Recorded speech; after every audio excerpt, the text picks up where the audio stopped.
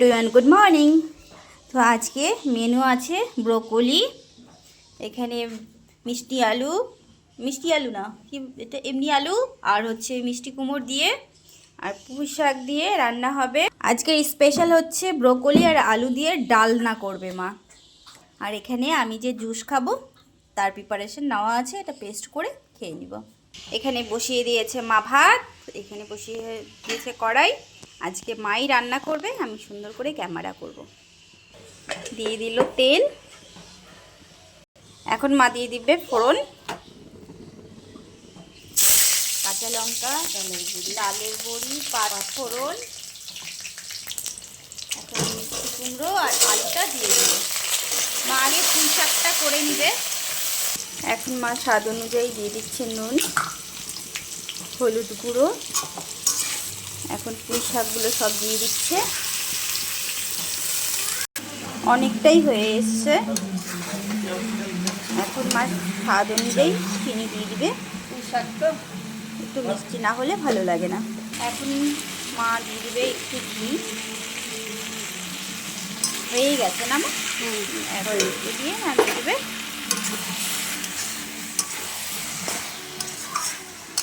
এখন ব্রোকলির জন্য আলুটা ভেজে নেবে, আর এখানে মটরশুঁটিটা একটু সেদ্ধ করে নিচ্ছে। মা ব্রোকলিগুলো একটু ভেজে নিয়েছে, আর আলুটা জিরা আর আদা বেটে নিয়েছে। জিরা দিয়ে দিলাম, জিরা ফোড়ন, তেজপাতা, দারচিনি, এলাচ দিয়ে দিলাম,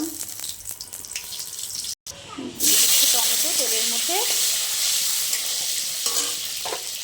এখন বাটা মশলাটাও মা দিয়ে দিল।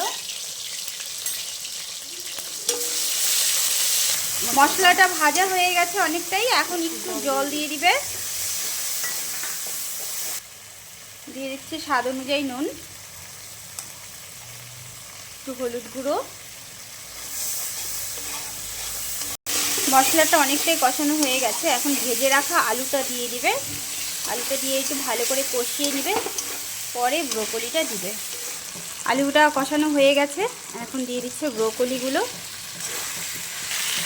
দিয়ে দিল মটরশুঁটিগুলো।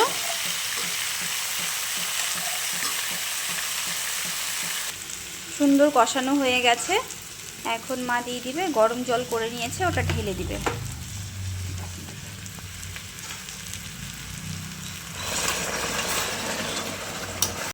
ব্রোকলিগুলো যেহেতু সবুজ, মোবাইলে কতটা বোঝা যাচ্ছে বুঝতে পারছি না, কিন্তু সবুজ সবুজই মনে হচ্ছে। আর তরকারিটা বেশ একটু আঠা আঠা ভাব হবে। তো এখন তরকারিটা সুন্দর মাখো মাখো হয়ে গেছে, এখন মা দিয়ে দিল গরম মশলা বাটা। আমাদের একদম তরকারি রেডি, এখন নামিয়ে নেবে। তো দেখো বন্ধুরা কি সুন্দর হয়ে গেছে, একদম আমাদের রান্নার রেডি। আজকের মেনু এতটুকুনই। আবার নতুন একটি সুন্দর ব্লগে তোমাদের সঙ্গে খুব তাড়াতাড়ি দেখা হচ্ছে। সবাই সুস্থ থেকো, ভালো থেকো, টাটা।